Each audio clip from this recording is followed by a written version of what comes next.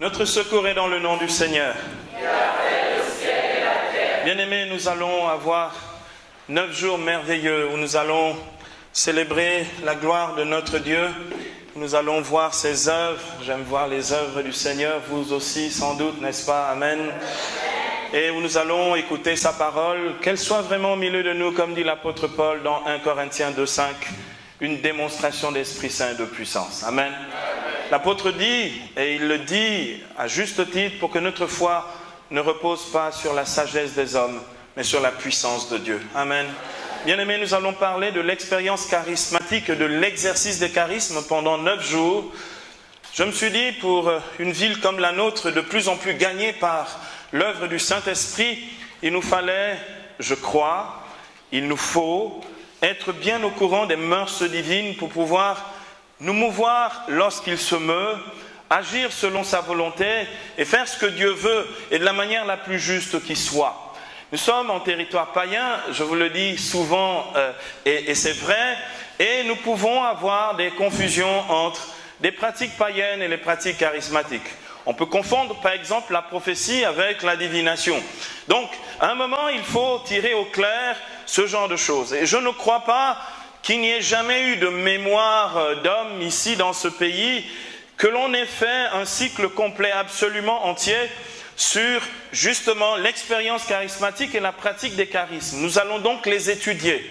Nous aurons donc à étudier sur la base de ce que dit l'apôtre Paul dans 1 Corinthiens au chapitre 12, les versets 4 à 11, justement ce qu'est l'expérience charismatique à l'intérieur de laquelle on exerce des charismes. Parce que sans expérience charismatique, on ne peut pas exercer des charismes. On peut singer l'exercice charismatique, on peut même faire du bruit et penser qu'on parle en langue, mais il faut une expérience charismatique, et nous allons le voir, qui est au point de départ de l'exercice des charismes. Il faut cette expérience charismatique que l'on appelle le baptême du Saint-Esprit. Un chrétien dans le coin ici.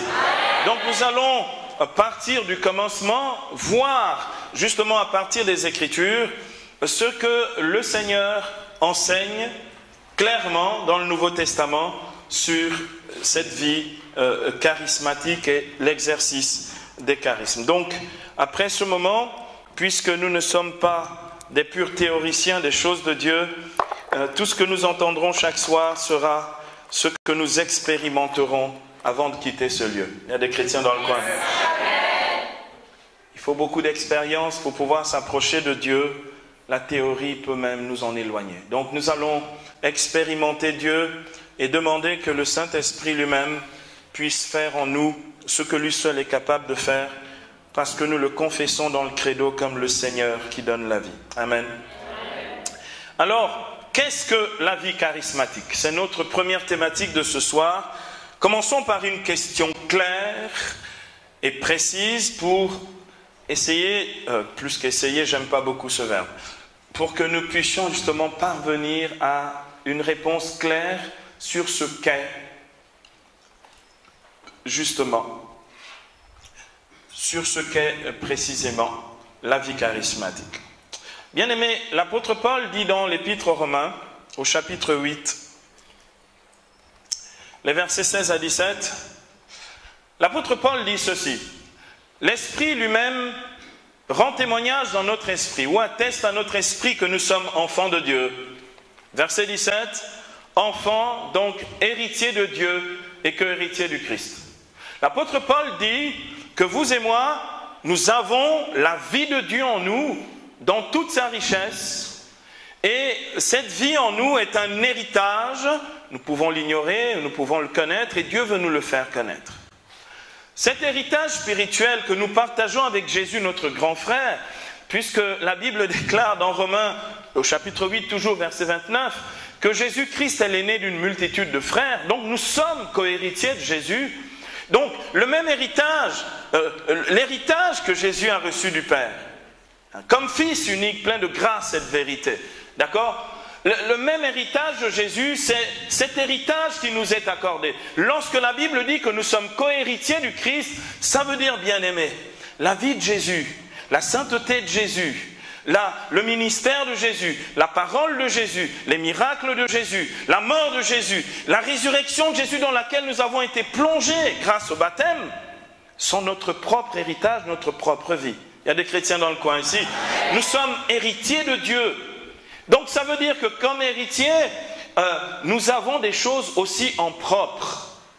Dans un héritage, vous savez, hein, bon, il y a des chaises, il y a des fauteuils, il y a des meubles, il y a une voiture, il y a un compte en banque, il y a une terre, il y a des tas de choses. Il y a ce qui est commun dans l'héritage et puis il y a des choses en propre. Donc nous sommes héritiers de Dieu, c'est ce qui nous est propre. Et nous sommes co-héritiers de Jésus, c'est ce que nous partageons avec notre grand frère. Et bien aimé, cet héritage, il est double. L'héritage que nous partageons avec Jésus, il est double. Cet héritage, c'est un héritage dans l'ordre de la sanctification. L'héritage que nous avons en commun avec le Seigneur Jésus, c'est un héritage dans l'ordre de la sanctification. Nous partageons la vie de Dieu, la sainteté de Dieu, vraiment malgré nous, mais nous la partageons réellement. Amen. Et donc, cet héritage, il est dans le domaine de la sanctification. C'est ce que nous avons vu l'année dernière pour ceux qui ont fait le Cénacle avec nous ici, le cycle de préparation à la Pentecôte tous les soirs, avec les dons du Saint-Esprit, hein, que vous avez donc dans Isaïe au chapitre 11, les versets 1 à 3. Ce domaine-là, des dons, il nous fait partager la vie de Dieu, il nous fait participer à la sainteté même de Dieu. Hein. C'est l'esprit de sainteté qui repose sur Jésus, descendant de la source de Jessé, sur qui repose l'Esprit du Seigneur, esprit de sagesse, d'intelligence, esprit de conseil et de force, esprit de science, de piété, qui inspire la crainte du Seigneur. Donc c'est ces dons qui sont la plénitude de ces dons de la grâce divine qui nous font partager la sainteté même de Dieu. C'était les dons de la grâce qui étaient sur Jésus lui-même. Donc cet héritage, il est dans le domaine de la sanctification. Mais cet héritage est aussi dans le domaine de l'édification. D'accord? Nous avons un autre héritage qui est dans le domaine de l'édification. Cet héritage dans le domaine de l'édification, c'est ce que l'on appelle la vie charismatique. L'apôtre Paul en parle dans plusieurs lieux. Il en parle dans la première épître aux Corinthiens, il en parle dans l'épître aux Romains, il en parle lorsque les charismes deviennent des ministères charismatiques dans l'épître aux Éphésiens. On aura l'occasion de retrouver, de rencontrer tous ces textes-là. Mais Jésus lui-même en parlait déjà à la fin de l'évangile selon saint Marc que nous avons entendu à la messe aujourd'hui. Jésus dit dans Marc 16, versets 16 à 18, il dit « Voici les signes qui accompagneront ceux qui auront cru en mon nom. Ils chasseront les démons. Ils parleront des langues nouvelles. » Donc la glossolalie, d'accord? Ils prendront dans leurs mains des serpents. Et s'ils boivent quelques poisons mortels, cela ne leur fera aucun mal. Ce sont les charismes de puissance, donc les domaines des charismes de miracles. Hein, les miracles au pluriel. Hein. Ils imposeront les mains aux malades et ceux-ci seront guéris. Ce sont les charismes de guérison. Donc Jésus lui-même dit, à la foi est attaché à notre foi, à la profession de la foi, à la vie de la foi, à l'exercice de la foi, est attaché aussi cet héritage dans l'ordre de l'édification que sont les charismes. Nous allons donc les approfondir et je voudrais que nous puissions lire le tableau qu'en fait l'apôtre Paul dans 1 Corinthiens 12, versets 4 à 11 que j'ai cité précédemment.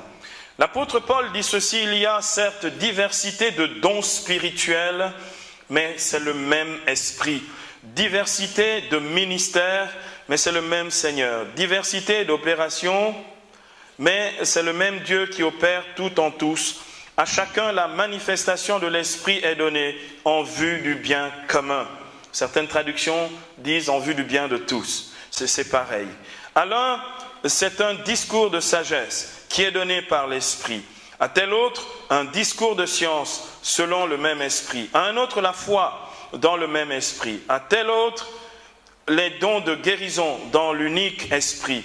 À tel autre, la puissance d'opérer des miracles. À tel autre, la prophétie. À tel autre, le discernement des esprits. À un autre, la diversité des langues. À tel autre, le don de les interpréter. Mais tout cela, c'est l'unique et même esprit qui l'opère, distribuant ses dons à chacun en particulier comme il l'entend. Amen. Et l'apôtre Paul nous dit, ça fait partie de ce que l'on appelle la vie chrétienne normale. Pendant trop longtemps, on a cru que la vie charismatique était réservée aux saints. Il fallait être un saint. Lorsque, au Concile Vatican II, les pères du Concile, en 1962, ont commencé à se pencher sur la question de cet héritage, cette part de notre héritage comme l'héritage d'édification que sont les charismes. Lorsque les pères du concile, les évêques de l'époque se sont penchés sur la question, ils se sont dit, mais la vie charismatique c'est pas compliqué. Bon, ça existait au temps des apôtres, mais après les apôtres, les charismes c'était pour les saints. Il fallait être saint pour exercer les charismes. C'est faux, c'est faux, c'est carrément faux. Hein. Eux-mêmes, ils ont reconnu que c'était faux. Hein. Et que, en fait, la vie charismatique n'est pas attachée à la sainteté. La vie charismatique sanctifie, mais n'est pas attachée à la sainteté. La vie charismatique est attachée au baptême et à la foi. Il y a des chrétiens dans le coin ici. Donc, c'est pas, Jésus dit, ne dit pas, voici les signes qui accompagneront les saints. Il dit, voici les signes qui accompagneront ceux qui auront cru. Donc, ce n'est pas une question de sainteté, c'est d'abord une question de foi. Nous allons le voir dans un instant. Amen. Et donc, bien-aimés, pendant longtemps, on a cru, il y en a qui pensent encore ça. Donc ça, c'est une première erreur. Ce n'est pas lié à la sainteté, mais comme dit le catéchisme de l'Église catholique au numéro 2003, je l'ai précis dans la tête, au numéro 2003, l'exercice des charismes nous sanctifie. En fait, on est obligé de se sanctifier si on veut voir fructifier en nous la vie charismatique. Il y a des chrétiens dans le coin ici. Et donc, on est sanctifié par l'exercice du ministère charismatique lui-même. Donc, mais ce n'est pas un préalable à l'exercice des charismes. Ce qui est requis pour l'exercice charismatique, c'est la foi. Il y a des chrétiens dans le coin ici. Je ne sais pas. Quelqu'un a la foi ici? Vous avez la foi? Il y a des chrétiens ici? Ok, nous avons la foi. Donc, en fait, nous sommes qualifiés pour la vie charismatique. Amen. Parce que j'ai entendu aussi dans les années 80, quand j'étais nouvellement chrétien catholique, j'ai entendu aussi des gens dire, non, il faut quand même être vieux, ancien dans le renouveau. Parce que tu ne peux pas commencer comme ça, toi tu parles en langue. Toi tu sors d'où? Je dis, moi je suis pentecôtiste, je viens de chez les pentecôtistes. Ah bon, là-bas on parle en langue? Je dis, oui, je parle en langue depuis le deuxième ou troisième jour après que j'ai rencontré Jésus-Christ. Ah bon, d'accord. Et c'est arrivé comment? Ben, c'est arrivé dans la cour, je marchais et puis j'ai commencé à faire bon, oh, tu peux faire ça comme ça? Je dis oui. Oh non, il faut des conditions. Je dis, moi il n'y a pas eu de conditions pour moi. Le Saint-Esprit est tombé, il a commencé à me faire parler en langue. Et puis le Saint-Esprit m'a poussé à poser des actes de foi, c'est-à-dire c'est la foi charismatique dont il est question ici dans 1 Corinthiens 12.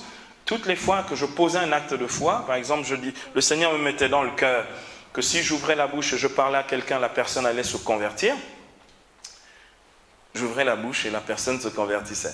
Ah, je me suis dit, waouh, donc c'est pas compliqué en fait. Donc, le Saint-Esprit et la vie charismatique est un simplificateur de la marche par la foi.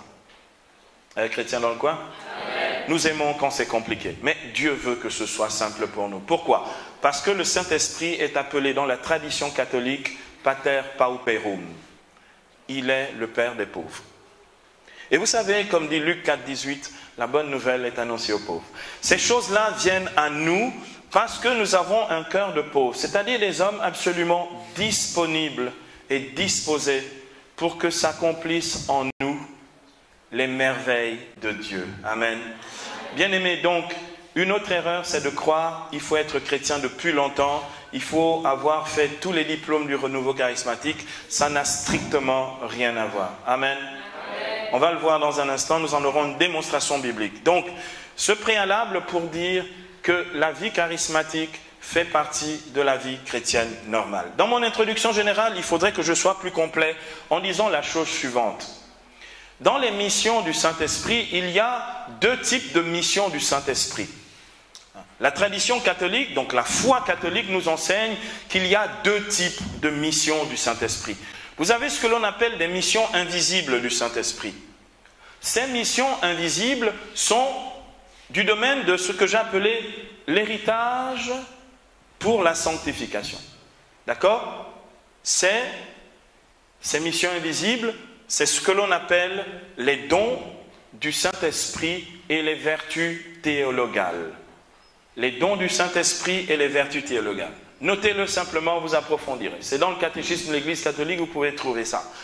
Les dons du Saint-Esprit, ce sont les dons d'Isaïe 11 que j'ai cités tout à l'heure. Les vertus théologales, vous les trouvez dans 1 Corinthiens 13, 13, à la fin de l'hymne à la charité. L'apôtre Paul, dans 1 Corinthiens 13, 13, à la fin, il dit « Lorsque nous aurons vécu dans l'amour, à la fin resteront trois choses. C'est la foi, l'espérance et l'amour. Mais le plus important des trois, c'est la charité ou l'amour, l'agapé. D'accord?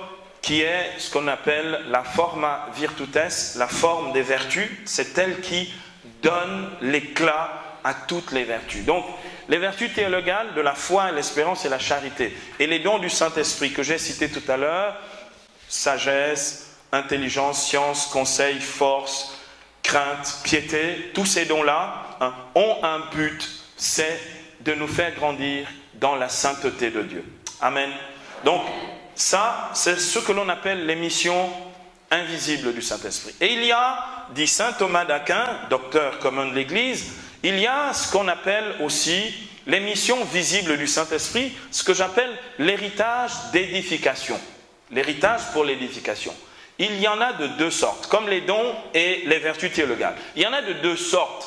Donc, dans les missions visibles, vous avez donc les sacrements et les charismes. On a focalisé exclusivement sur les sacrements et on a oublié les charismes. Pendant un peu beaucoup de siècles. On va dire, grosso modo, entre le XIVe siècle et le début du XXe siècle, on a relégué la vie charismatique à la vie des saints ou à une minorité dans l'Église. On a marginalisé la vie charismatique et on a considéré que être bon chrétien, c'est seulement et exclusivement pratiquer les sacrements. C'est ça, mais c'est aussi la vie charismatique.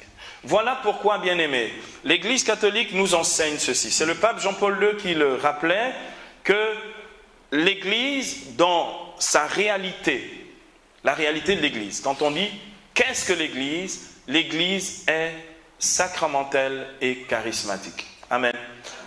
Ta vie de chrétien est sacramentelle et charismatique. Tu ne peux pas dire je suis chrétien, catholique, baptisé, confirmé, rempli du Saint-Esprit, si tu ne peux pas en même temps assumer la dimension sacramentelle et la dimension charismatique de la foi. C'est les deux. Et donc, ce n'est pas une chose que tout d'un coup, on aurait inventé après coup, que les charismatiques auraient inventé pour faire du boucan ou du tapage dans l'église. C'est juste la réalité normale, la réalité ordinaire de la foi chrétienne. Il y a des chrétiens dans le coin ici. La réalité ordinaire de ta vie, pour que tu grandisses dans l'édification spirituelle de ta vie et dans l'édification spirituelle de l'église, tu as besoin d'assumer les deux aspects de l'Église qui est à la fois institutionnelle, c'est-à-dire sacramentelle et charismatique. Bien-aimés, j'aimerais que nous puissions maintenant relever deux choses. L'apôtre Paul nous dit justement que cet héritage d'édification, c'est que les charismes ne sont pas la propriété personnelle de chacun d'entre nous. Nous ne sommes pas propriétaires des charismes. Nous sommes intendants des charismes.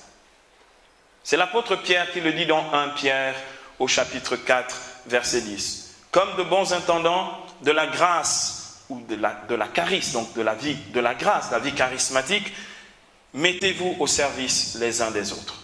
Vous comprenez pourquoi alors, dans 1 Pierre 4, 10, vous comprenez pourquoi alors l'apôtre Paul dit dans 1 Corinthiens 12, 7 que nous avons entendu tout à l'heure, à chacun la manifestation de l'Esprit est donnée en vue du bien de tous. La manifestation charismatique de l'Esprit est donnée en vue du bien de tous. Par exemple, l'apôtre Paul dit quand je prophétise, dans 1 Corinthiens 14, 4, 1 Corinthiens chapitre 14 verset 4, il dit « Celui qui prophétise édifie l'assemblée ». L'exercice des charismes n'est donc pas le fait que tout d'un coup, je pense que je suis devenu quelqu'un de trop important, que Dieu m'a chargé de dons et de charismes. D'accord? Les dons charismatiques nous sont faits pour devenir serviteurs de la grâce de Dieu, c'est-à-dire pour être des hommes et des femmes qui édifient le corps du Christ. Amen. C'est pourquoi, bien-aimés, c'est pourquoi il s'agit de l'héritage en vue de l'édification. Notre édification personnelle, mais aussi l'édification de l'assemblée. Notre édification personnelle, l'apôtre Paul le dit, hein, on le verra en détail, dans 1 Corinthiens 14, 4, toujours, il dit « Celui qui parle en langue s'édifie lui-même. Celui qui prophétise édifie l'assemblée. » Donc l'apôtre Paul dit, cette édification est double. C'est l'édification de notre propre vie dans le Seigneur, mais c'est aussi l'édification de l'assemblée. Dans 1 Corinthiens 12, verset 11, justement toujours à propos de cette édification, 1 Corinthiens 12, 11, l'apôtre Paul terminait tout à l'heure, après avoir énuméré les 9 charismes que nous avons vus tout à l'heure et que nous aurons l'occasion d'approfondir tous ces jours-ci, pendant cette neuvaine, l'apôtre Paul dit, mais tout cela, c'est l'unique et même esprit qui l'opère, distribuant ses dons à chacun en particulier comme il l'entend. Donc l'apôtre dit la chose suivante, bien-aimés, les dons charismatiques ne sont pas, c'est pas un panier où je viens faire un choix. J'ai appris qu'il y a des lieux où les gens disent, bon maintenant frère, nous allons prier pour votre effusion du Saint-Esprit, choisissez vos charismes. Alors toi tu veux faire quoi? Moi je veux être pompier, l'autre dit moi je vais être cultivateur. Non, ça n'a rien à voir, hein, d'accord? C'est pas... j'ai dit pompier, voilà. Donc en fait c'est pas j'ai envie, moi je veux la prophétie, non, je veux la prophétie. Ça fait un peu un ganga du quartier, hein. Moi je veux la prophétie parce que au moins je peux dire aux gens, ouais mon frère, tu comprends, moi je comprends, je lis au fond de ton cœur. Je peux même te dire ce que tu as dit hier, tu as fait hier soir. En fait, je prophétise, hier soir tu as dormi dans ton lit. Oui, normalement, oui, on dort le soir dans son lit. D'accord? Donc en fait, tu ne m'épates pas en fait. Le but, c'est pas de me montrer que tout d'un coup, tu es quelqu'un d'absolument extraordinaire. Donc, le Saint-Esprit dit ici, 1 Corinthiens 12, 11, distribue ses dons à chacun en particulier comme il l'entend. Ça veut dire, bien-aimés, vous ne savez même pas, nous ne savons pas, personne ici ne sait ce que Dieu va libérer comme don charismatique dans sa vie pendant les 9 jours qui vont nous occuper ici. Il y a des chrétiens dans le coin? Bien aimé, il y a par exemple un mensonge, excusez-moi, comme je viens de là-bas, il y a un mensonge pentecôtiste qui dit, la preuve que vous êtes baptisé du Saint-Esprit, c'est que vous parliez en langue.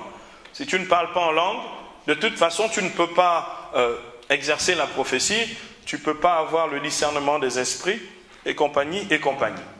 Donc, vous avez des gens, ils disent, ah, moi, de toute façon, je ne peux pas exercer le charisme. Pourquoi? Ah, je ne parle pas en langue. On m'a dit, il faut d'abord parler en langue. Si tu ne parles pas en langue, le don des langues, le don charismatique des langues est un charisme comme d'autres charismes. Amen.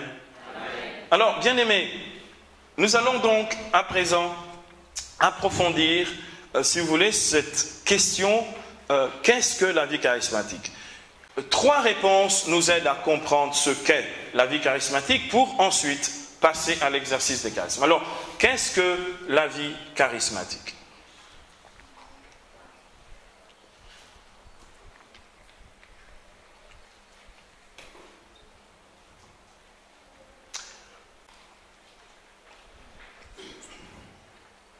La vie charismatique repose sur 3 choses. La première, c'est donc ça le plan que j'énonce ici, c'est l'expérience du baptême dans l'esprit que l'on appelle aussi l'effusion du Saint-Esprit. Normalement, l'expérience, l'expression du Nouveau Testament, c'est baptême du Saint-Esprit. Hein, et depuis Saint Augustin, depuis le IVe siècle, on parle de exfusio, c'est-à-dire l'inondation du Saint-Esprit. Hein, le baptême dans l'esprit, hein, baptizo, c'est être immergé. Hein. Saint Augustin a traduit le grec par exfusio, c'est pourquoi on dit effusion. du Saint-Esprit. Donc, premier point, la vie charismatique, c'est premièrement donc cette expérience du baptême dans l'Esprit. Deuxièmement, l'activité de la foi.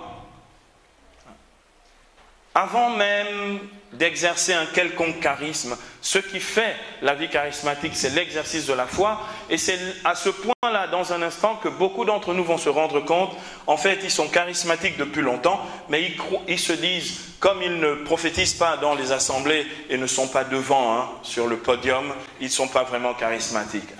Il y en a qui ont pensé ça pendant très très longtemps. Je me souviens de quelqu'un qui m'avait dit un jour, on était rentré dans une assemblée, c'était à Paray-le-Monial, on était des jeunes charismatiques de Saint-Pierre, et on était parti dans un grand rassemblement de la communauté de l'Emmanuel où tous les charismatiques de France se retrouvaient. C'était en 1987, on était jeunes à l'époque, et il y avait les grands leaders charismatiques de l'époque sur le podium. Et il y a quelqu'un qui m'a dit dans l'oreille, regarde-les, ils sont bourrés de charisme. Donc eux, ils étaient bourrés, nous, on était vidés de charisme, d'accord. Donc non, ça n'a rien à voir. Donc, l'activité de la foi. Et troisième et dernier point, c'est en fait la permanence du miraculeux. Je vais revenir sur ce thème qui m'est cher. Bien aimé, la permanence du miraculeux fait la vie charismatique ordinaire. Donc, 3 points. L'effusion du Saint-Esprit ou le baptême dans l'Esprit, l'activité de la foi et la permanence du miraculeux. Vous me dites, qu'est-ce que la vie charismatique? C'est l'effusion ou les effusions du Saint-Esprit. C'est l'activité de la foi et c'est la permanence du miraculeux. On va commencer par ça parce que, bien aimé, quand ça c'est notre vie, on peut rentrer dans une infinité de domaines de l'exercice charismatique, quel que soit le domaine, parce que c'est ça le plus important. Alors, bien aimé, cette notion d'effusion ou de baptême du Saint-Esprit, c'est Jean-Baptiste qui prophétise. Vous savez, dans Luc 3,16, Jean-Baptiste dit que Jésus qui vient après lui baptisera dans l'Esprit Saint et dans le feu. D'accord? Il annonce la Pentecôte qui advient comme un baptême du Saint-Esprit et de feu. Ce que l'on voit dans Actes 2, versets 2 à 3. Un vrai baptême du Saint-Esprit et de feu. Donc, mais Jésus lui-même, avant de monter au ciel, c'est précisément aujourd'hui, le jour de l'ascension, voici ce que Jésus dit à ses disciples dans Acte 1, verset 5. Il leur dit, vous serez baptisés du Saint-Esprit sous peu de jours, ou d'ici peu.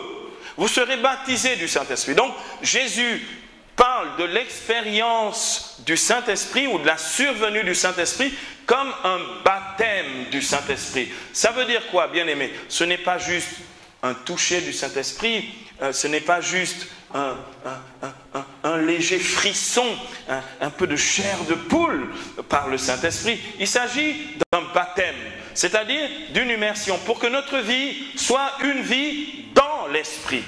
Pour exercer les charismes, il n'y a rien à faire. Il faut que notre vie soit une vie dans l'Esprit, une vie immergée dans l'Esprit. Pas une vie juste qui a reçu les sacrements de l'initiation, baptême qui communique le Saint-Esprit et la confirmation qui nous donne le sceau divin du Saint-Esprit, mais une vie vraiment dans le Saint-Esprit. Bien aimé, une vie dans le Saint-Esprit, l'apôtre en parle dans Romains au chapitre 8, verset 14.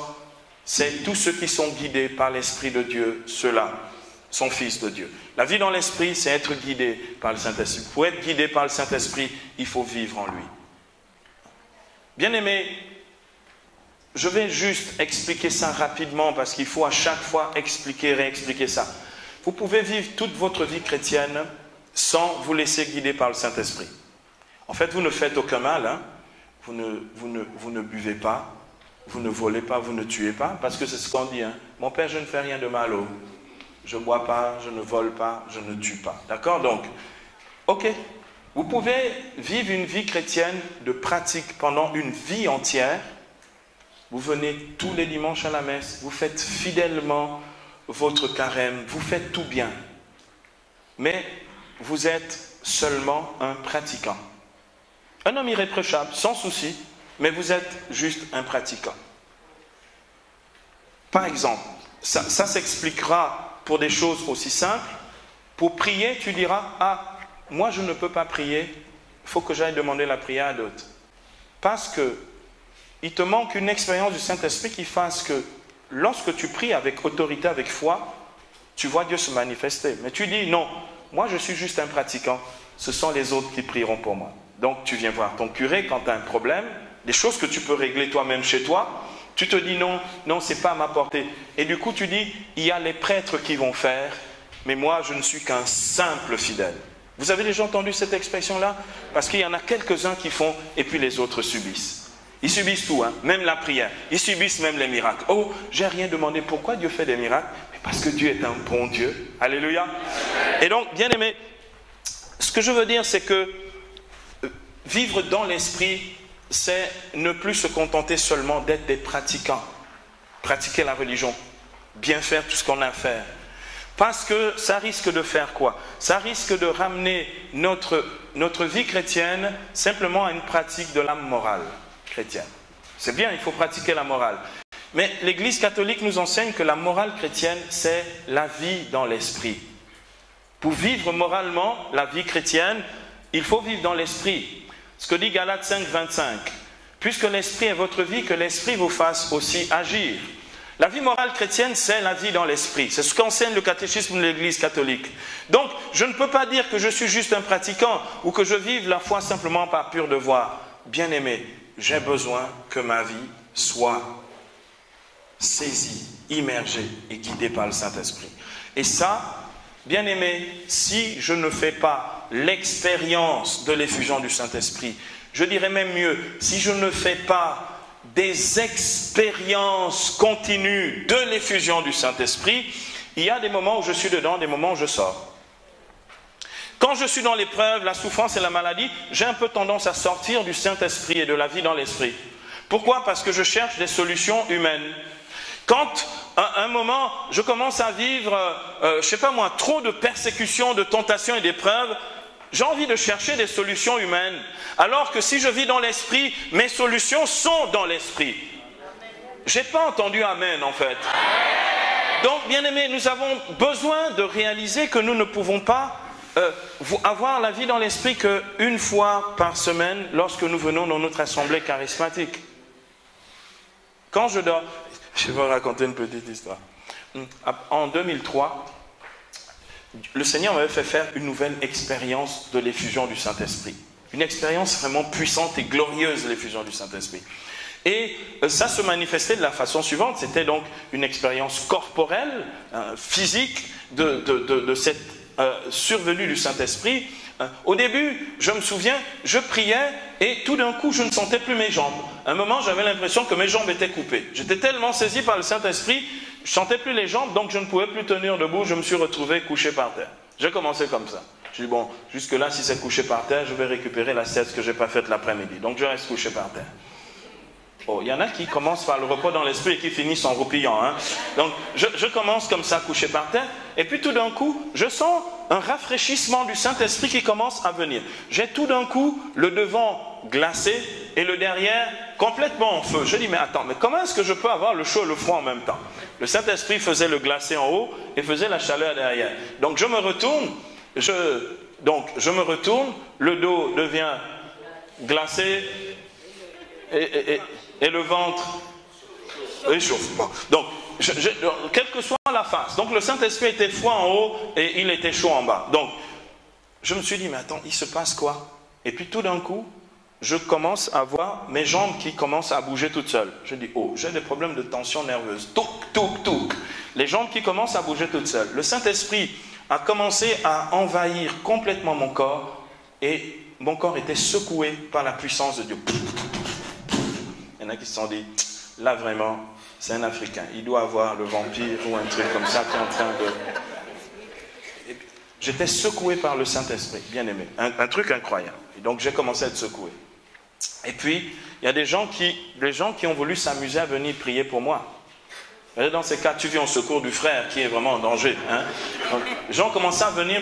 Ceux qui venaient me toucher quand j'étais complètement secoué, ils étaient comme électrocutés. Donc eux-mêmes ils secouaient sur place. Il ne faut pas venir. Donc du coup, ils ont commencé à se tenir à distance. Personne ne voulait être électrocuté. En fait, c'est simplement un saisissement du Saint-Esprit. Bien aimé, j'ai cru que ça durait l'espace du temps de la prière. Ensuite, donc, on est sorti de là, on allait manger. Je mets une cuillère de nourriture dans la bouche. Je suis secoué par le Saint-Esprit. Non, pas quand même au restaurant. On fait ça quand même dans les églises. Ici, c'est bizarre. Donc, je dis, bon, donc j'essaie de me maîtriser. Vous savez quand même, il faut quand même tenir un minimum de dignité personnelle. Donc j'essaie d'être un homme en forme, un truc bien. Et puis, bien aimé, là, le repas se passe plus ou moins comme je pouvais, parce que le dos chauffait et brûlait, quoi.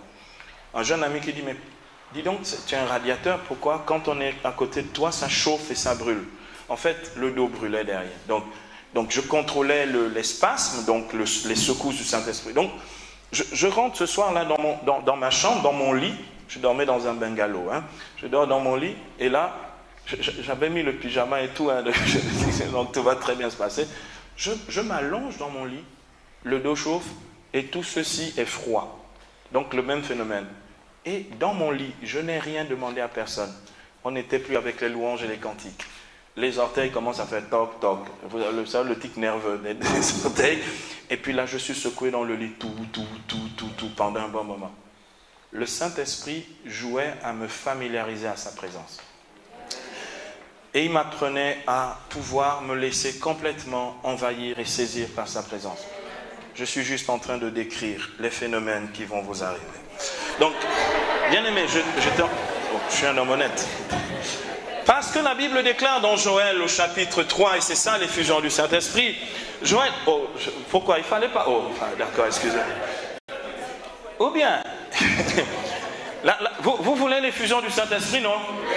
L'effusion du Saint-Esprit, normalement, c'est le programme de ce soir. Hein, donc, avec toutes les conséquences attachées à ça.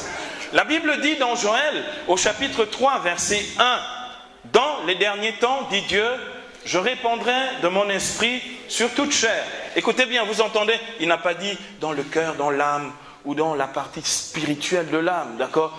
Il a dit qu'il répand le Saint-Esprit sur toute chair. Bien aimé, c'est notre chair qui doit être saisie physiquement, corporellement par l'effusion du Saint-Esprit. Et bien aimé, c'est tout notre être qui doit être complètement envahi, saisi par l'effusion du Saint-Esprit. Alors, je vais me raconter l'histoire de Victoire. Est-ce que je vous ai déjà raconté l'histoire de Victoire? Alors, je vais vous raconter l'histoire de Victoire. C'est comment on fait pour perdre 40 kilos dans l'effusion du Saint-Esprit. Vous voulez pas l'histoire de Victoire? Mais je vais vous raconter l'histoire de Victoire. Alors, l'histoire de Victoire, c'est l'histoire de l'effusion du Saint-Esprit. Je démarre donc à Washington, D.C. C'était en 2004 ou 2005, je ne sais plus. J'arrive à Washington et là, je prêche. Le baptême du Saint-Esprit est comme un don absolument nécessaire pour pouvoir rentrer dans la vie charismatique. Donc je prêche ça et je dis aux gens, maintenant nous allons prier pour être visités, remplis du Saint-Esprit, que nous puissions faire cette expérience du baptême du Saint-Esprit. Et donc, on prie, chacun dans son coin, et puis les uns et les autres sont visités du Saint-Esprit, ça tombe à gauche, ça tombe à droite, ça tombe partout. Et puis là, à un moment, on entend, Pouah! C'était Victoire. Victoire, donc une sœur ivoirienne qui vit à Washington D.C. Elle était en surpoids. Elle était même vraiment, c'était obèse, quoi. Et donc, Victoire, bon, elle disait, elle nous a raconté après, hein, elle a tenté des régimes les plus draconiens les uns que les autres. Elle s'est battue contre le poids. Elle s'est vraiment, mais elle a tout fait pour pouvoir éliminer le poids. Et bien aimé, il se trouve donc que ce soir-là, Victoire est remplie du Saint-Esprit, elle tombe et elle reste immobilisée un moment par terre. Personne n'ose aller relever Victoire. Ne me demandez pas pourquoi, je n'ai pas la réponse à la question. Donc Victoire reste couchée par terre. Et là, Victoire se met à pleurer. Elle est émue dans la présence de Dieu. Bien aimée, elle fait l'expérience de l'amour du Père. Dans son état, elle est consolée par le Seigneur. Elle fait l'expérience de la douceur de Dieu dans le Saint-Esprit. Amen. Ça fait partie de ces sentiments que l'on peut éprouver lorsque l'on reçoit ce baptême, cette expérience d'effusion du Saint-Esprit.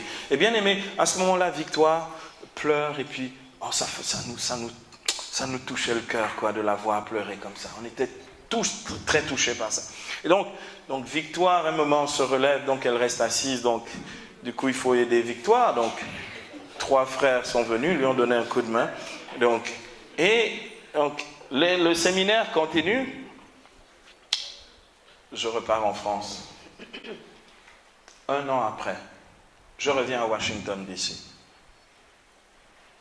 Puis bon, avant le séminaire, donc je profite de l'occasion de liberté pour aller dans un Christian store, dans un magasin pour chrétien, pour faire des emplettes, acheter des t-shirts avec des versets bibliques et tout ça. Donc je rentre, et puis je passe dans un rayon, je vois une femme qui me fait un sourire. Je dis, ne fais personne, je ne connais personne à Washington DC.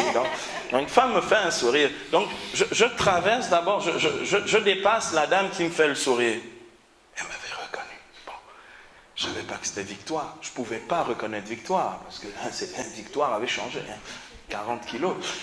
Donc je passe, je reviens, elle dit, bonjour mon père, vous êtes bien le père Silouane? Je dis, oui, oui. Elle me dit, mais je suis Victoire. Je dis, ah oui, ben bonjour Victoire. Mon père, l'année dernière, je suis venu au séminaire avec vous, chez les franciscains. J'ai été rempli du Saint-Esprit. Le Seigneur m'a complètement visité, transformé. Ça a été des moments très difficiles. Progressivement, j'ai vu mon poids diminuer de semaine en semaine. Et elle me dit, j'ai perdu 40 kilos. Le truc impressionnant. Je vous assure, je n'ai pas reconnu Victoire. C'est-à-dire que tu ne reconnais pas la personne, quoi. Mais je me suis dit, il n'y a que le Saint-Esprit qui peut faire un truc pareil. Parce qu'elle s'est battue, mais pendant des années, contre le poids. Enfin, c'est vraiment de la bagarre, quoi. Bien aimé, le Saint-Esprit est répandu sur toute chair. Lorsque Dieu nous restaure, il nous restaure complètement. Le corps, l'âme et l'esprit. Et le Saint-Esprit, quand il gagne toute notre vie. Son but à lui, c'est de nous restaurer, mais aussi de nous unifier notre personne. Parce que beaucoup d'entre nous sont des cerveaux sur pattes. La tête fonctionne bien, mais le reste, j'ai dit à quelqu'un il n'y a pas très très longtemps, si ton corps fonctionnait aussi bien que ton cerveau, ce serait merveilleux. D'accord ? Parce que nous avons besoin d'être complètement accordés. La tête, le cœur et le reste du corps. Il y a des chrétiens dans le coin ici. Or, des fois, vous avez des gens, c'est des boules de sentiments. Ils sont pleins de sentiments, mais ils ne savent pas exprimer. Allô? Vous avez des gens, ils sont très intelligents, mais ils ne savent pas parler. Dès qu'ils parlent, bon, ça sort brut, hein, comme le pétrole. Et ça sort comme ça peut. Bien aimé, j'ai vu des gens qui ne savaient pas parler, articuler, visiter du Saint-Esprit et commencer à se lever dans des assemblées et faire des discours cohérents. Tu te dis, attends, entre-temps, il est parti faire la fac de littérature. C'est quoi? Il s'est passé quoi entre les deux moments? Il était baptisé du Saint-Esprit. Le Seigneur a réactivé en lui le don d'intelligence. Le gars parle correctement, comme s'il a toujours parlé. Les timides deviennent des gens complètement bouillants et vaillants. Des personnes craintives défient le diable en disant, Satan, viens ici, si tu veux qu'on se fasse, on fait ça là dehors, à la cour. D'accord? Parce que la puissance de Dieu remplit leur vie. Ce que dit Jésus dans Acte 1:8, vous allez recevoir une puissance, celle du Saint-Esprit, qui surviendra sur vous, alors vous serez mes témoins. Bien aimés, l'effusion du Saint-Esprit se produit de la manière suivante, de manière purement empirique, si vous voulez. Je voudrais ici vous lire un passage, c'est dans le livre des Actes des Apôtres, au chapitre 10, versets 44 à 45, purement descriptif, pour qu'on comprenne bien, parce qu'on dit effusion du Saint-Esprit et puis on ne décrit pas. La Bible nous donne plusieurs exemples qui décrivent. Dans 1 Corinthiens, chapitre 10, versets 44 à 45, nous avons ici une description de l'effusion du Saint-Esprit. C'est l'apôtre Pierre qui est allé visiter un centurion païen, un certain Corneille, dans sa maison, avec sa famille. Il y a des CM qui lisent les Actes des Apôtres et qui ont déjà eu ce passage ici et qui me font un grand sourire dans le Saint-Esprit. Alléluia. Et bien aimé, Pierre parle. Il parle juste. Il fait pas, il parle. Pierre parlait encore quand l'Esprit Saint tomba sur tous ceux qui écoutaient la parole. Il tomba sur eux.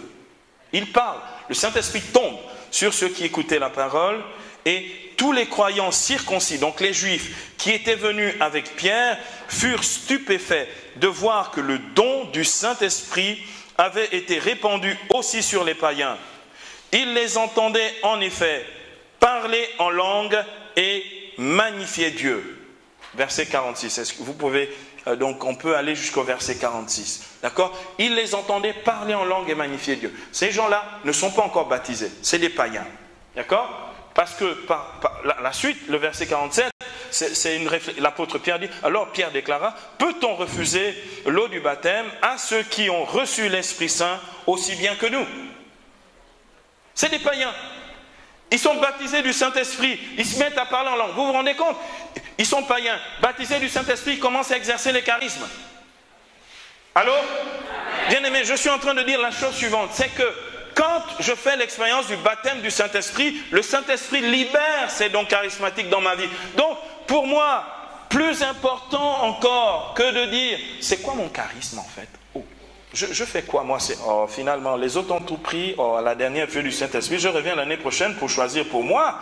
Chacun fait son marché. Bien aimé, non. C'est l'infusion du Saint-Esprit qui libère les dons charismatiques. Il magnifie Dieu. Ça veut dire que ces gens-là rentrent dans une louange de type charismatique alors qu'ils n'ont jamais appris ce qu'est la louange charismatique. Bien aimé, je me souviens des premiers moments quand j'étais baptisé du Saint-Esprit, je formulais des prières à longueur de journée. Je faisais de la prière à longueur de journée.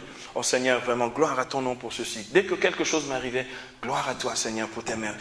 C'était une espèce de respiration, une manière de vivre. Et à chaque gloire à toi Seigneur, c'était le cœur qui se remplissait de la joie de Dieu. Il y en a qui ont vécu ce genre de choses ici ou pas? Alléluia.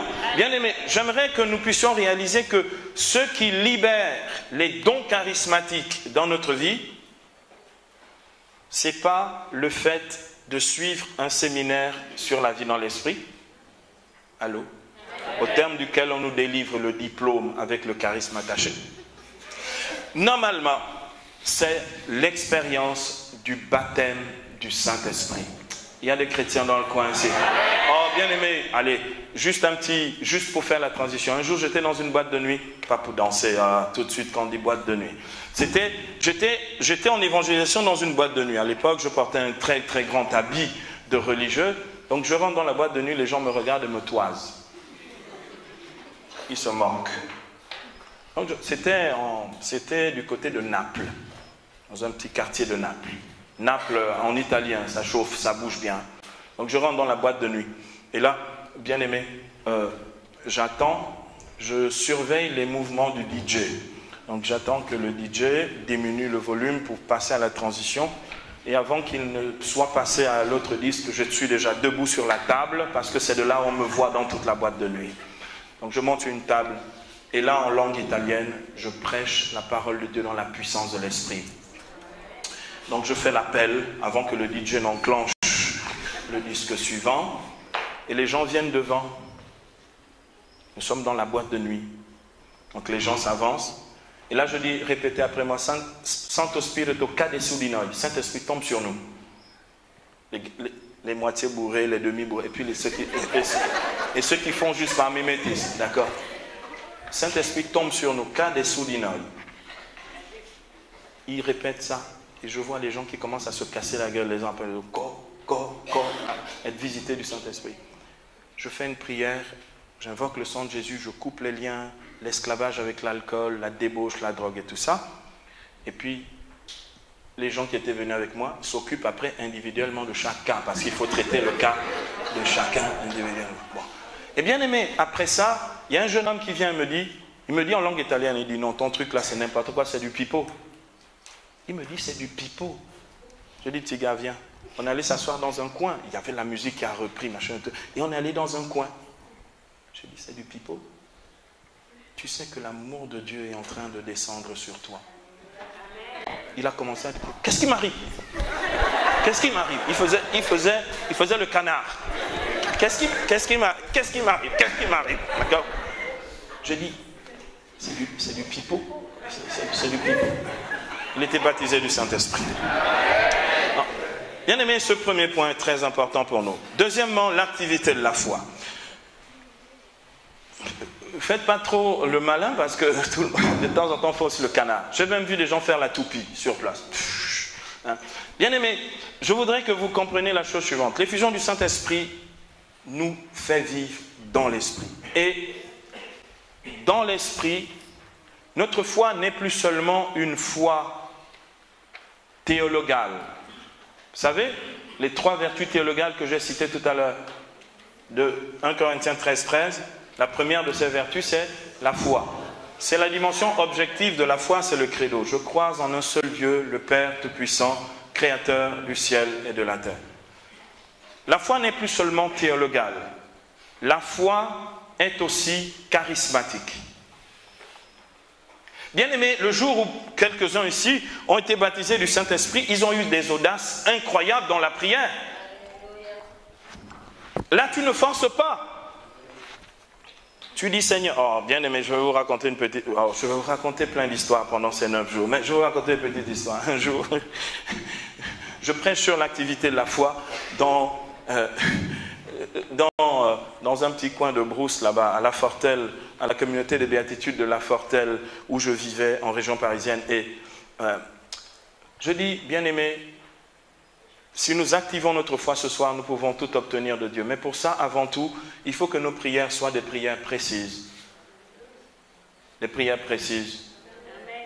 Et des prières dont nous sommes sûrs que Dieu entend et exauce. Amen. Je dis, faites un test si vous voulez.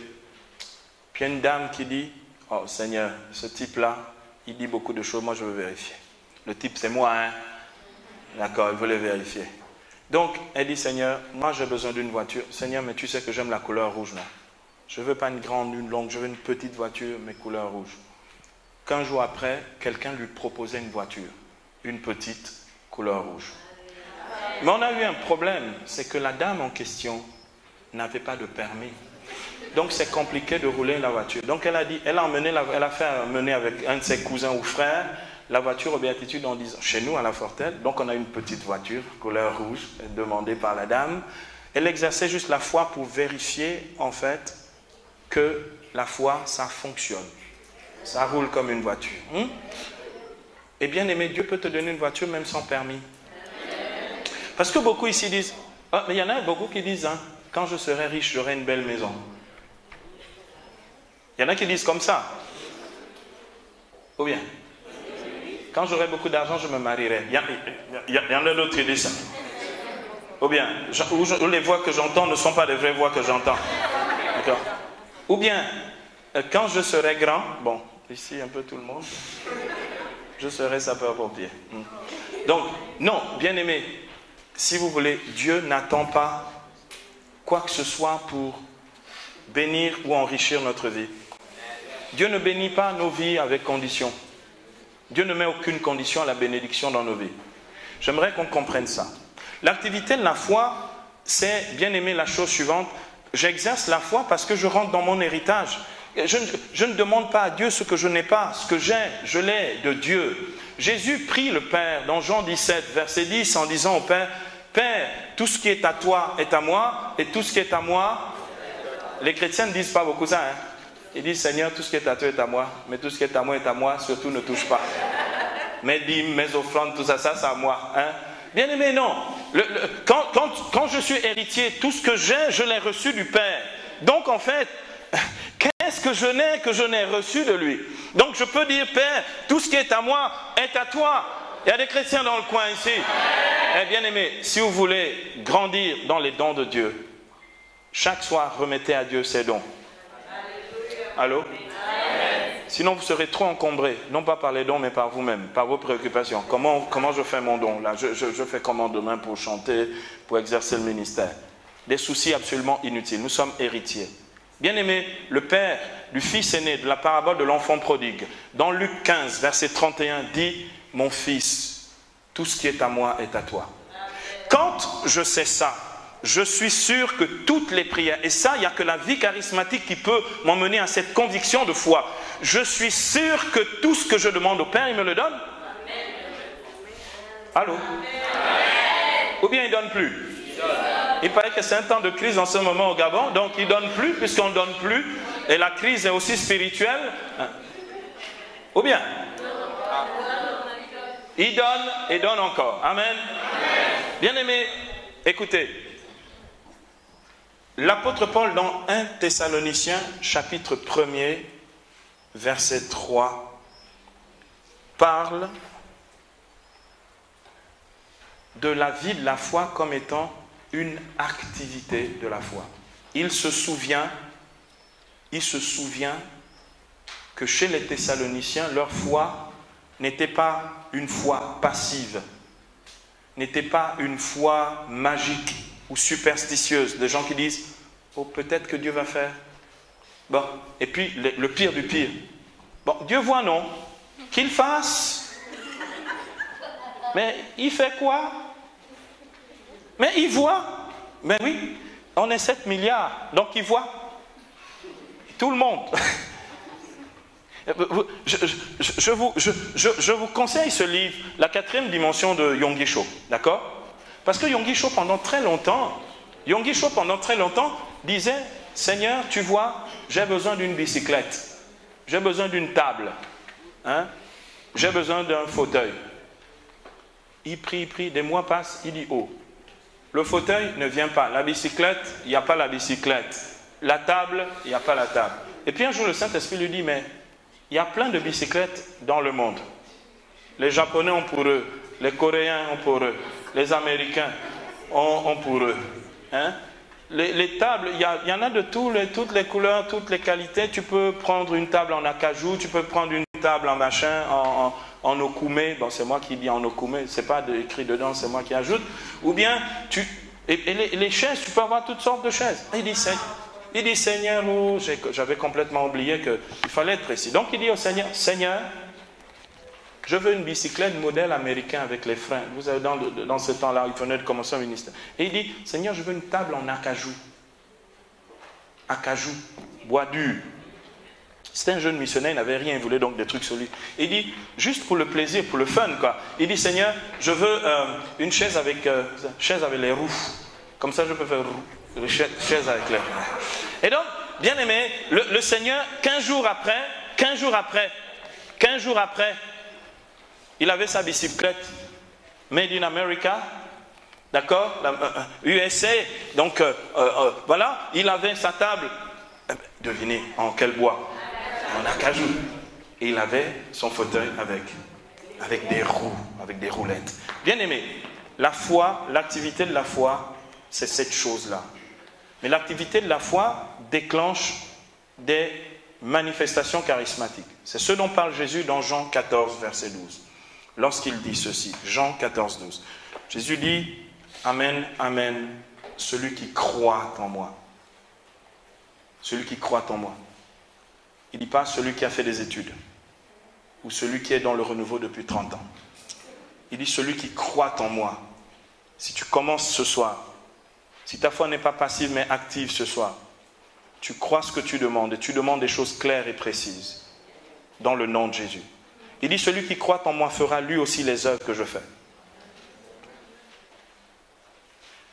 Et même de plus grandes. Bien aimé, même de plus grandes. Parce que je vais au Père, dit Jésus.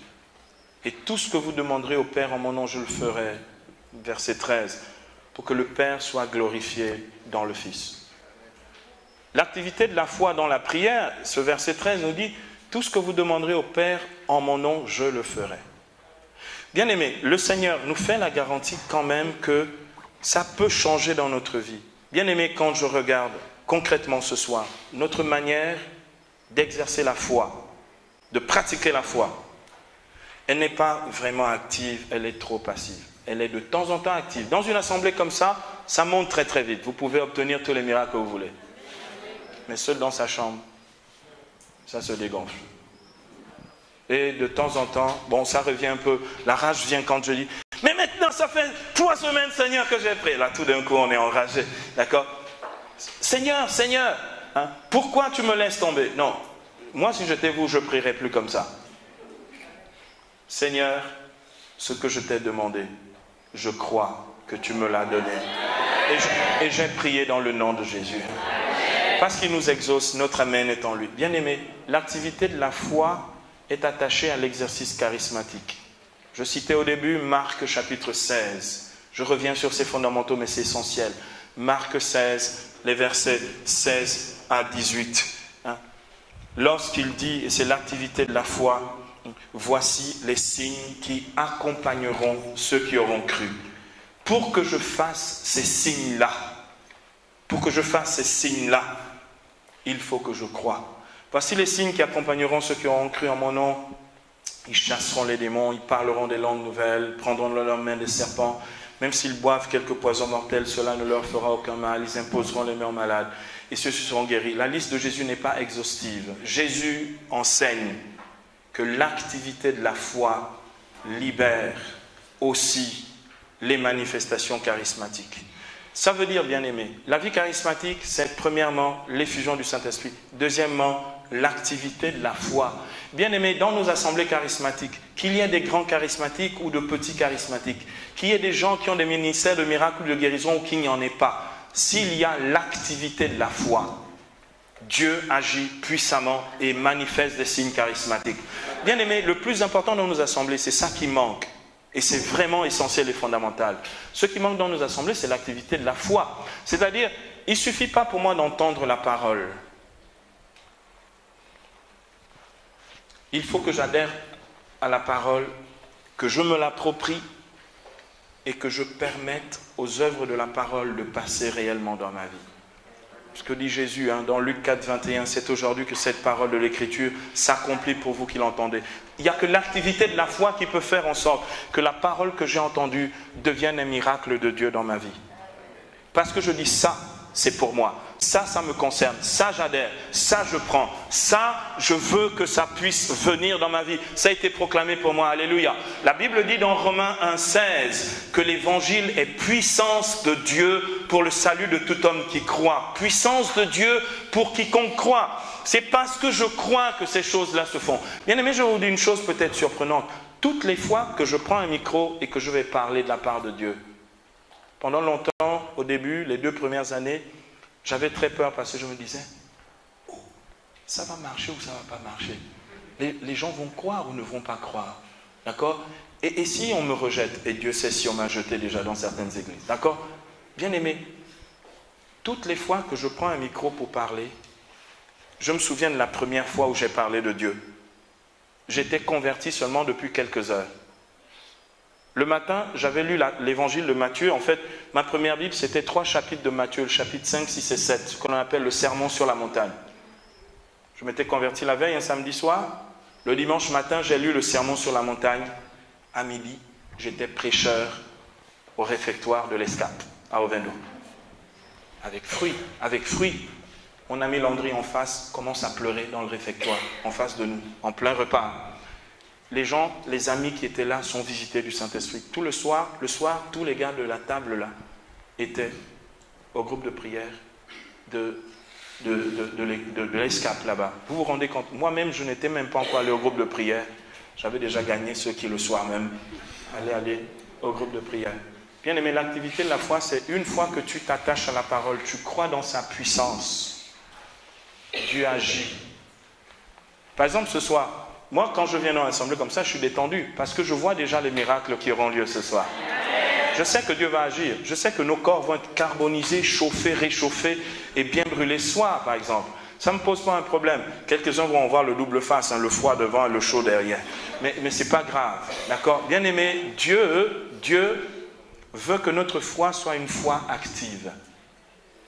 On va dire, grosso modo, elle est à 70% des fois une foi passive. De temps en temps, 30%, on essaye de la mettre en activité. Bien aimé, Dieu veut du 100%. Vous pouvez dire 100% avec moi un peu? 100%. Dieu veut du 100% dans l'activité de la foi. Bien aimé, c'est ce qui se passe pour l'apôtre Pierre. Je cite ça juste en termes d'exemple rapidement et on passe au dernier point. C'est ce qui se passe pour l'apôtre Pierre et Jean au chapitre 3 des Actes des Apôtres. Il y en a qui ont lu ce passage où lorsque Pierre et Jean montent au temple, à l'entrée du temple, à la porte qu'on appelle la belle, ou la belle porte, il y a un mendiant qui est là et qui leur demande de l'argent.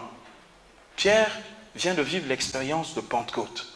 Il était baptisé du Saint-Esprit rempli de puissance. Jean aussi, ils ont la puissance de Dieu en eux. Ils se disent, mais comment on fait avec le gars? Donc c'est des Galiléens, c'est des pécheurs, ils n'ont pas péché depuis un moment, donc ils n'ont pas vendu, donc ils n'ont pas d'argent. L'or et l'argent, nous n'avons pas. Mais ce que nous avons, nous te le donnons.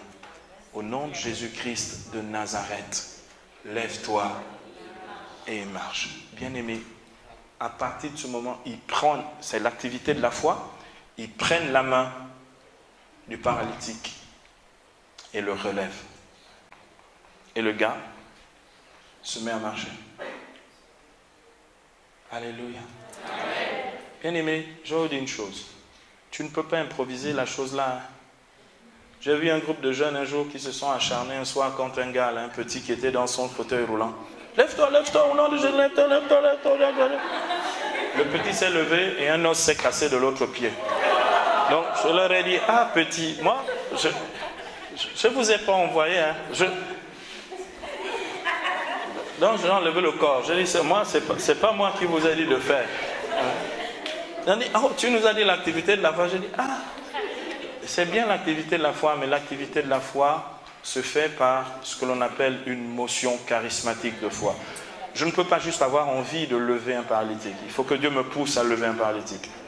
Je pense que c'était en 1999. J'étais de passage ici au Gabon. Et je suis revenu ici à la paroisse Saint-Pierre.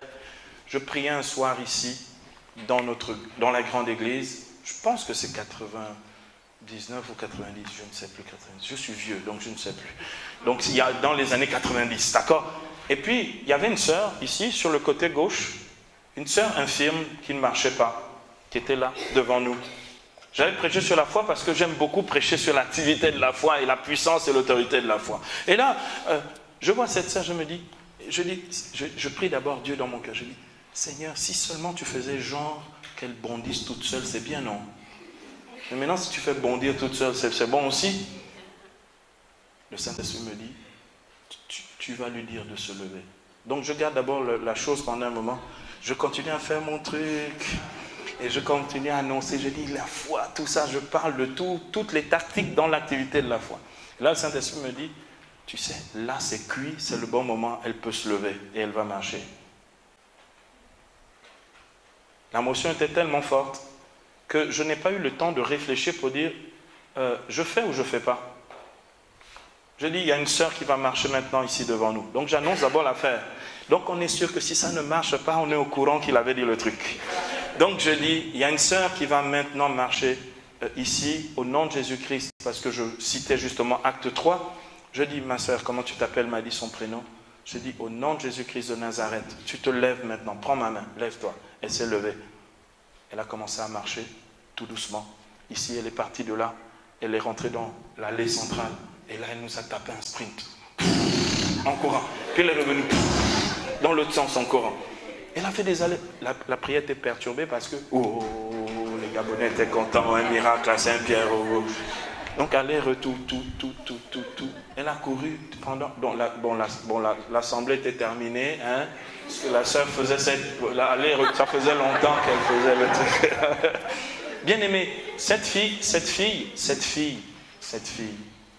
en fait, était athlète et championne du Gabon. Tu te souviens de l'histoire? Elle avait été accidentée par la passerelle d'un avion. Vous savez, l'escalier des avions, elle s'était fait complètement fracasser. Et donc, elle a été rendue infirme. Elle ne pouvait plus marcher. Le Seigneur l'a guérie instantanément ici, devant nous, sous les yeux. Quelque temps après, j'ai fait témoigner des gens au stade à Libreville. À l'époque, on prêchait au stade. Et elle est venue témoigner en disant, moi, j'ai remporté ici des médailles. Et pour vous montrer que j'ai été, donc plusieurs mois après, donc c'est pas le genre de, vous avez certains miracles ou guérisons qui durent l'euphorie de 24 heures, non? Le lendemain on dit, on recommence à zéro, d'accord?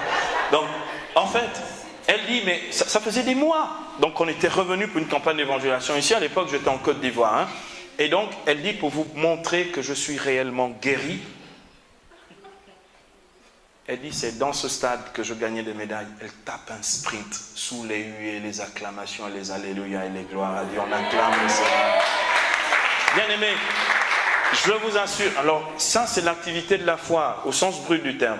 Mais ça marche aussi pour des choses très très simples. Ça marche aussi pour des choses très simples. On peut être coincé des fois, ça m'est arrivé au moins 3 ou 4 fois que je n'ai plus d'essence dans mon réservoir. Ça, c'est la vie charismatique dans la vie ordinaire.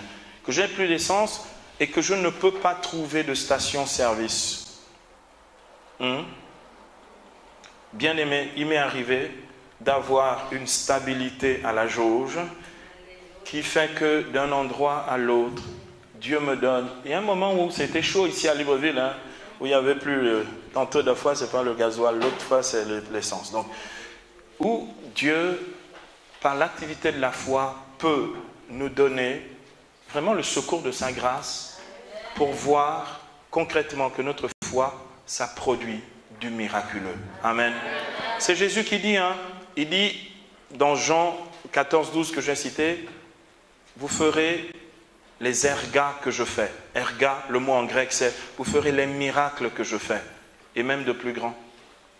Il y a des chrétiens dans le coin ici. Dernier point à présent, on va aller vite, parce que les yeux commencent à se fermer, mais ce n'est pas encore le repos dans l'esprit. Donc, bien aimé, le dernier point, c'est la permanence du miraculeux. La permanence du miraculeux, je vais vous le dire en rapide et en simple, la permanence du miraculeux, c'est lorsque je suis conduit par l'Esprit, que je vis par l'Esprit et que j'agis par l'Esprit. Conduit par l'Esprit, vivre par l'Esprit et agir par l'Esprit. Bien-aimé, le Saint-Esprit transforme tout ce qu'il touche. Il est un feu, d'accord? Lorsque le feu touche le bois, il le consume. Quand il touche le fer, il le fait fondre. Il est un feu. Et bien aimé, le surnaturel, c'est cette emprise de Dieu dans notre vie. De temps en temps, nous échappons à Dieu. Nous pensons Dieu, mais nous ne vivons pas Dieu. Le Saint-Esprit nous fait non seulement penser Dieu, mais vivre de Dieu. Et bien aimé, la permanence du miraculeux, c'est que tout d'un coup, la dimension du miracle devient le quotidien et l'ordinaire de notre vie. Amen. Bien aimé, ça, ce n'est pas un concept, ce n'est pas une idée, c'est une culture, une manière de vivre, un style de vie. Je n'ai pas pris ici ce soir un livre que vous pourrez trouver intitulé « Le vin nouveau est meilleur ». Vous avez d'un certain Robert Tom, vous pouvez commander ce livre. Le vin nouveau est meilleur. C'est le témoignage d'un ancien alcoolique délivré par la puissance de Dieu, baptisé du Saint-Esprit, pour qui le miracle était sa vie ordinaire, sa vie quotidienne, c'était... Bien aimé, on a cru longtemps que les miracles étaient rares et exceptionnels. D'accord ? Bien aimé, je l'ai expliqué dans quelques CM ici, les miracles ne sont pas rares et exceptionnels. Ce qui est rare et exceptionnel, ce sont les prodiges. Un prodige, c'est par exemple l'ouverture de la mer Rouge. Ce n'est pas tous les jours qu'on ouvre la mer Rouge, d'accord ? Moïse a fait une fois pour que les fils d'Israël passent. C'est un événement prodigieux, ça ne se passe pas comme ça tout le temps. C'est un prodige. Le miracle, il est quotidien. L'exemple, justement, pour rester à Moïse aux fils d'Israël dans le désert, dans Exode, le miracle, c'était que tous les jours, ils mangeaient le pain descendu du ciel, la manrou. Un pain qui est une question. Manrou, qu'est-ce que c'est? Le pain descendu du ciel. Bien aimé, tous les jours, pour ceux qui vont tous les matins ou tous les jours à la messe, le pain vivant descendu du ciel, ce n'est pas celui que Moïse a donné à vos pères, dit Jésus dans Jean 6. Ce pain, c'est moi. Je suis le pain vivant descendu du ciel et qui donne la vie au monde. C'est l'Eucharistie du Seigneur. Bien aimé, vous vous rendez compte tous les jours. Tout à l'heure, avant cette assemblée, ici à côté de nous, quelques morceaux de pain ont été transsubstantiés pour devenir le corps du Seigneur. Un peu de vin dans une coupe, dans un calice, sont devenus le sang précieux de Jésus. En fait, tous les jours, on assiste à ça. Et derrière moi ici, dans le tabernacle, nous avons en chair et en os le Christ ressuscité et glorieux. Miraculeux. Je suis en train de te dire, le miracle est à 2 pas de toi. En fait, il n'est pas loin. Dieu est réellement vivant au milieu de nous. Et bien aimé, c'est une culture, c'est une mentalité, c'est un choix de vie, c'est une manière d'être. Bien aimé, moi, à partir de 1993, j'avais décrété 1993 l'année des miracles. Et depuis 1993, Dieu s'amuse à faire la chose suivante pour moi, et je bénis Dieu pour ça. Une fois par semaine, Dieu me fait un miracle. Il y a des chrétiens dans le coin? Et comme je le fais partout, il y en a qui ont déjà décrété ici que 2015, c'est l'année des miracles pour eux. Est-ce qu'il y a d'autres abonnés pour 2015, année des miracles? Ok, moi je resigne encore pour 2015. Bien aimé, c'est une culture. beaucoup sont étonnés que Dieu agisse dans leur vie. Ou beaucoup se demandent pourquoi Dieu n'agit pas dans leur vie. Basculent dans la culture du miraculeux. Nous avons besoin de cette permanence du miraculeux. C'est ce dont parle Hébreux chapitre 2, versets 3 à 4. Hébreux chapitre 2, versets 3 à 4.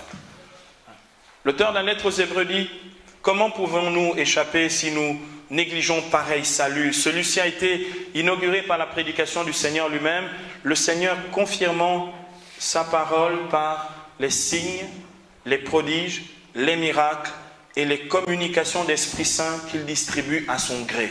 Les effusions d'esprit qu'il distribue à son gré. La permanence du miraculeux, c'est que, bien aimé, je suis dans ma voiture et tout d'un coup, j'ai rien demandé, le Saint-Esprit me traverse. Et je dis Alléluia. Et là, dans ma voiture, je commence à faire Korimba Kataba Shendengendingo Bobobo Sokorona. J'étais fatigué, mon corps devient léger, pneumatique. Le Saint-Esprit, c'est le pneuma, tout est où? C'est le vent de Dieu, le souffle du Saint-Esprit. Bien aimé, c'est des choses tout à fait normales. On me dit, ah, tu es en train, vous savez, les guichets sont souvent très longs chez nous, à RTL ou à je ne sais pas où. On te fait attendre pendant des heures. Tu fais monsieur, venez. D'accord, tu avances et ton affaire est réglée. C'est la permanence du miracle. Mais à l'hôpital aussi, ça marche. Et dans bien des endroits. D'accord? Bien aimé, il y en a ici, c'est curieux, hein? Il y en a ici qui ont eu des problèmes à l'école. Vous savez, ces notes qui sont très mal corrigées. Ça peut arriver de temps en temps, non? Tu cherches le prof pendant 15 jours, tu ne le trouves pas parce qu'il est absolument injoignable et introuvable. C'est là où le téléphone du prof a changé, que le prof a changé le quartier aussi et que peut-être il ne viendra même plus enseigner. Donc, c'est compliqué, tu dois passer en classe supérieure. Et c'est là où, parce que tu vis dans le miraculeux, tu dis, Saint-Esprit de Dieu, rattrape le prof, que son téléphone vienne jusqu'à moi, qu'il ne bouge pas de son quartier et qu'il ne quitte pas cet établissement tant que je ne suis pas passé en classe supérieure. Et bien aimé, alléluia. Et bien aimé à ce moment, bien aimé, il y a des gens ici, il y a quelqu'un ici qui pourrait témoigner clairement de comment est-ce qu'elle était déjà considérée comme recalée. Amen. Son année a été reconsidérée et elle est passée en classe supérieure. Entre le battement de la session, le temps où le prof voulait disparaître de la circulation, mais où il doit quand même rendre des comptes et faire justice, il y a des chrétiens dans le coin ici. Bien aimé, la permanence du miraculeux, c'est que notre vie quotidienne n'est plus une vie de chrétiens qui attendent le dimanche pour pratiquer ou l'assemblée de prière pour pratiquer et voir l'agir de Dieu. Dieu agit du matin au soir et du soir au matin. Et bien aimé, j'aimerais conclure en lisant ici Actes 5, versets 12 à 16. C'est ça qui fait la vie charismatique, ce n'est pas le reste. C'est cette culture-là. Après, les prophéties, le discernement des esprits, les miracles, tout ça vient tout seul. Bien aimé, Actes chapitre 5, versets 12 à 16. Il est écrit, alléluia, c'est magnifique ce qui est écrit ici. Par les mains des apôtres, il se faisait de nombreux signes et prodiges parmi le peuple. Permanence du miraculeux. Séméa, signe, donc les miracles, d'accord? Ils se tenaient tous d'un commun accord sous le portique de Salomon. C'était le lieu du groupe de prière des disciples. Ils allaient prier sous le portique de Salomon. Alors, j'aurais bien aimé aller prier moi aussi sous le portique de Salomon. Et personne d'autre n'osait se joindre à eux, mais le peuple célébrait leur louange. Des croyants de plus en plus nombreux s'adjoignaient au Seigneur, une multitude d'hommes et de femmes. Bien aimés, excellent.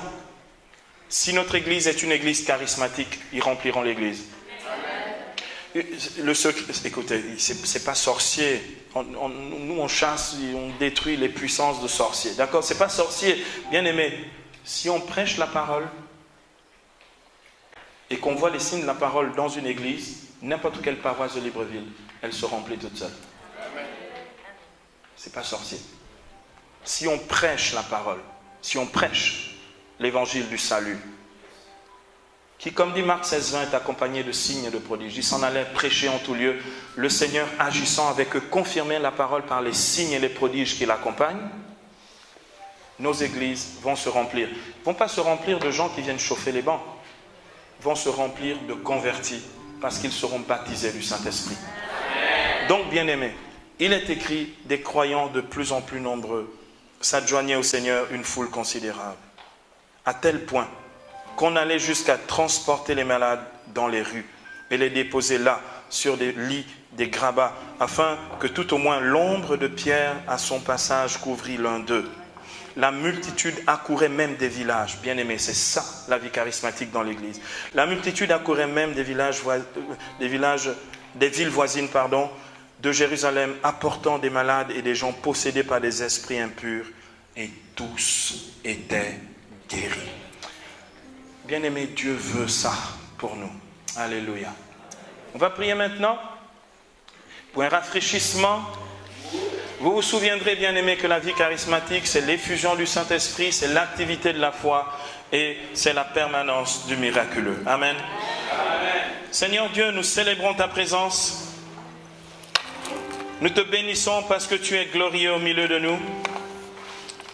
Cher Saint-Esprit, nous voulons te rendre l'honneur, la puissance, la louange, la gloire. Seigneur mon Dieu, je reconnais ta présence en ce lieu. Seigneur mon Dieu, je te célèbre et je bénis ton nom pour ta parole qui est un véritable aliment spirituel. Pour ta parole qui est puissance de vie pour le salut de tout homme qui croit. Je bénis ton nom, Seigneur, pour l'action du Saint-Esprit ici au milieu de nous, dans nos cœurs, dans nos intelligences, mais aussi dans nos corps. Tu as dit, Seigneur, l'heure vient, et c'est maintenant, où les vrais adorateurs que cherche Dieu adoreront en esprit et en vérité. Seigneur, ce soir, nos cœurs sont acquis et gagnés dans l'adoration de ta présence. Nos cœurs, Saint-Esprit, t'adorent. Nos cœurs, Saint-Esprit, te louent. Nos cœurs, Saint-Esprit, te magnifient. Nos cœurs, Saint-Esprit, se laissent toucher par toi, visités par l'onction de ta grâce. Nos cœurs, Saint-Esprit, sont saisis maintenant par cette onction spirituelle, par ta grâce qui coule ici au milieu de nous. Bien-aimés, levons-nous dans sa présence et rentrons dans cette nuée de sa gloire.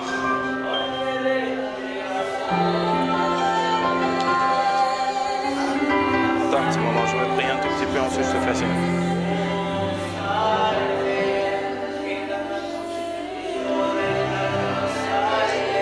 Sonne marathon.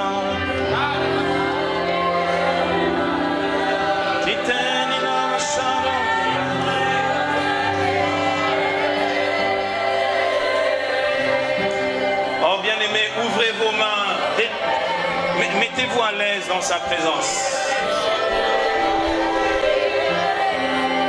Osamanino Shambaka Boton.